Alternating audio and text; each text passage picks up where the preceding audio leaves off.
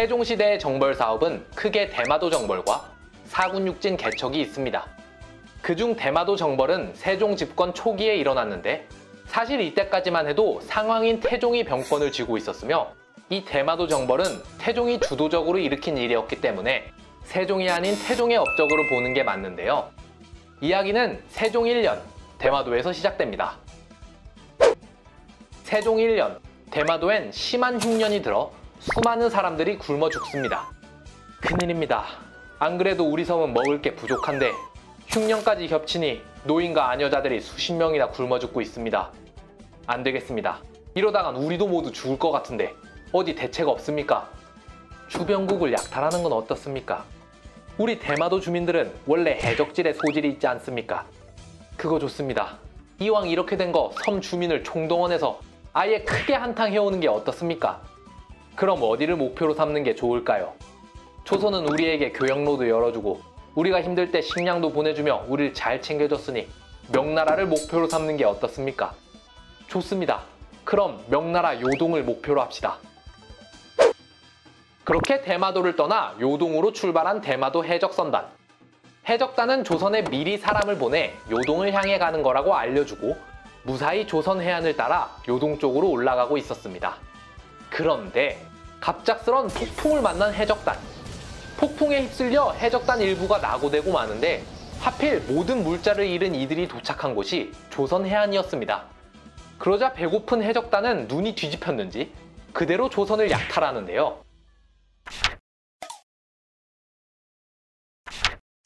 얼마 후 소식을 들은 조정에서도 난리가 납니다.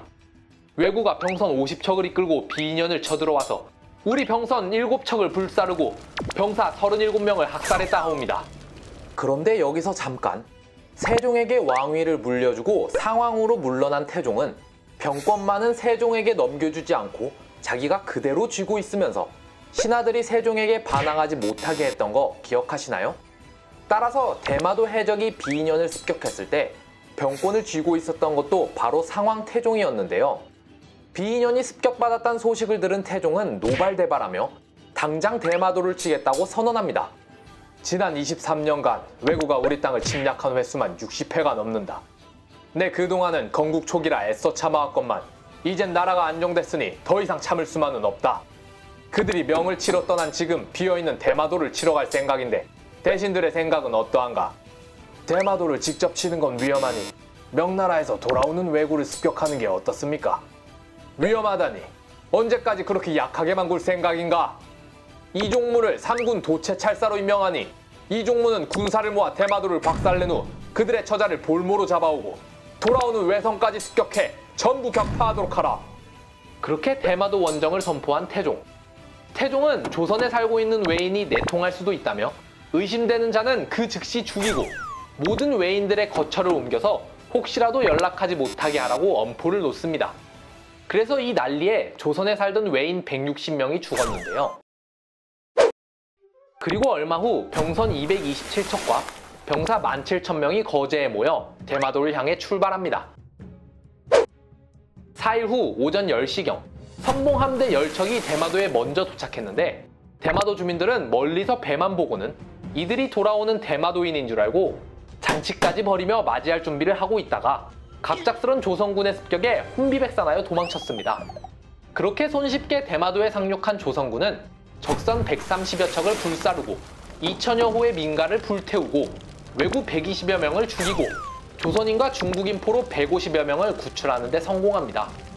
여기까지만 보면 굉장히 성공적인 출발이죠. 그런데 이후 조선군은 어처구니 없는 실수를 저지르고 마는데요. 정벌군 대장 이종무는 구출한 중국인 포로에게 외인들이 어디로 도망갔는지 묻습니다. 외인들은 모두 어디로 도망갔소? 이 뒤에 험준한 산으로 도망쳤습니다. 급하게 도망가느라 식량을 하루 이틀치밖에 못 가져갔으니 기다리시면 금방 내려올 겁니다. 그렇소. 그럼 우린 산을 포위하고 놈들이 굶어 죽든 배고파 내려오든 할 때까지 기다리면 될 듯하오. 그런데 장군, 이런 식으로 약탈만 하며 기다리다가 나중에 조정에서 전투를 회피했다고 비난이라도 당하면 어찌합니까? 맞습니다. 보여주기식이라도 전투 성과를 올려야 할 것 같습니다. 그럼 한 번 정도는 전투 기록을 남겨야 할 것 같으니 9명의 절제사 중 제비를 뽑아 한 사람만 육지에 상륙해 적을 공격하고 나머지는 배에서 기다리도록 합시다. 좀 어이가 없죠? 조정에 보여주기를 위해 전투를 치러야 한다며 또 그걸 제비로 뽑다니. 어쨌든 이 결과 제비에 뽑힌 박실 부대는 육지에 상륙합니다. 그런데 이 박실 부대가 홀로 산에 올라왔다는 사실을 알고는 곧장 반격에 나서는 왜구. 반면 제비 뽑기에 져서 전투에 나선 박실 부대의 사기가 좋을 리가 없죠. 왜구의 습격을 받은 병사들은 싸워볼 생각도 않고 도망치기 바빴는데 왜구는 이미 여기까지 계산해놨는지 복병까지 나타나서 박실 부대를 몰아붙입니다. 그러자 박실 부대는 혼비백산하며 다시 항구로 도망치는데 다른 조선 장수들은 이렇게 겨 터지는 박실 부대를 보면서 도울 생각도 안 하는데요. 장군, 우리라도 나서서 도와야 하지 않습니까? 아서라, 괜히 끼어들었다가 우리도 패하면 그 책임은 네가 질 거냐? 이럴 땐 그냥 모르는 척하는 게 상책이다. 그렇게 왜구의 반격에 180명이나 죽은 박실 부대는 서둘러 배로 복귀했고 다음날 사기가 꺾인 조선군은 바로 철수해버립니다.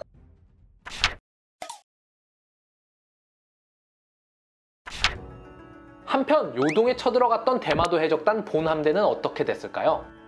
명나라에선 조선이 미리 대규모 왜구 함대가 쳐들어갈 거라고 귀뜸해줘서 만반의 준비를 하고 있었고 얼마 후 왜구가 쳐들어오자 5천 이상의 왜구를 학살하며 대승을 거두었는데요.